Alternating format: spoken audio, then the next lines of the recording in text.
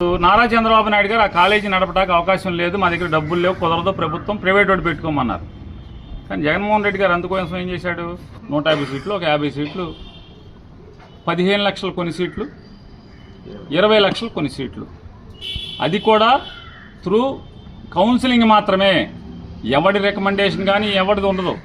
కౌన్సిలింగ్లో లైన్లో నుంచుని ఆ ర్యాంక్ ప్రకారం, మెరిట్ ప్రకారం వచ్చి ఆ 12 లక్షలు కట్టగలిగేవాడు 12 లక్షల సీట్లు అయిపోయిన తర్వాత 20 కట్టాలనుకున్నప్పుడు 20. అంతేకాని ఎవడి జోబులోకి నయా పైసా డబ్బులు వెళ్ళవు. ప్రభుత్వం ఆ కాలేజీ నడపటాకే ఆ డబ్బులు వస్తాయి. దాంతో కాలేజీ ప్రభుత్వాల దగ్గర డబ్బుల కోసం ఎదురు చూడకుండా, ప్రభుత్వం పంపించినా పంపించకపోయినా కాలేజీ దిగ్విజయంగా నిరాటంకంగా కాలేజీని నడపటానికి అద్భుతమైనటువంటి ఆలోచన.